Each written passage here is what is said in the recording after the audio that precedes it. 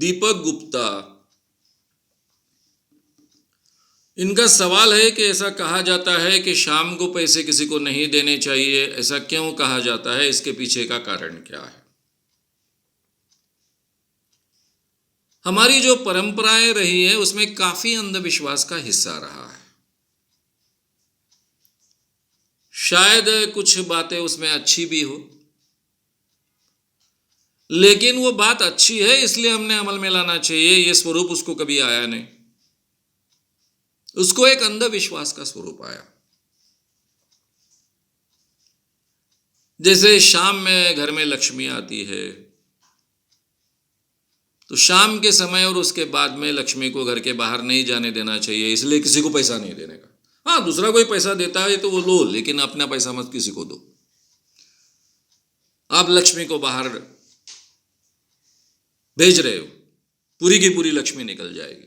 अब यह अंधविश्वास नहीं तो दूसरा क्या है, इसके पीछे कोई लॉजिक नहीं।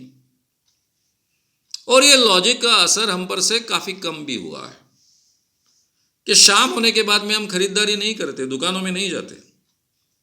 अब नौकरी करने वाले लोगों को तो शाम को ही खरीदारी करनी पड़ती है। वे अगर छुट्टी का दिन ही निकालेंगे तो वो कभी खरीदारी ठीक ढंग से कर भी नहीं पाएंगे।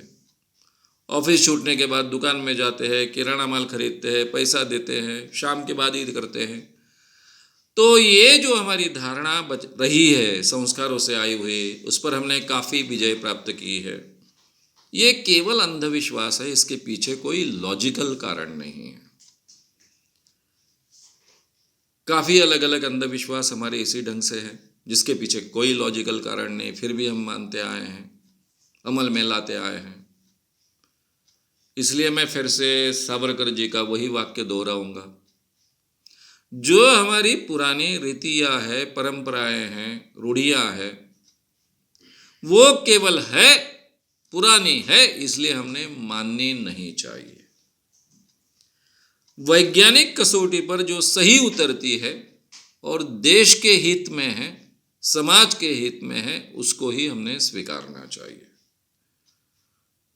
आज लाइट के ज़माने में हमें इतना स्पष्ट दिखता है, उस ज़माने में शाम के बाद में लक्ष्मी बाहर नहीं जानी चाहिए और लक्ष्मी नाम की कोई चीज़ हमारे घर में शाम में आती है। ये दोनों अंधविश्वास हमारे जीवन में हमने नहीं रखने चाहिए और इसलिए ऐसी कोई भी बात को तरजीह नहीं देनी चाहिए, महत्व नहीं देना चाहिए।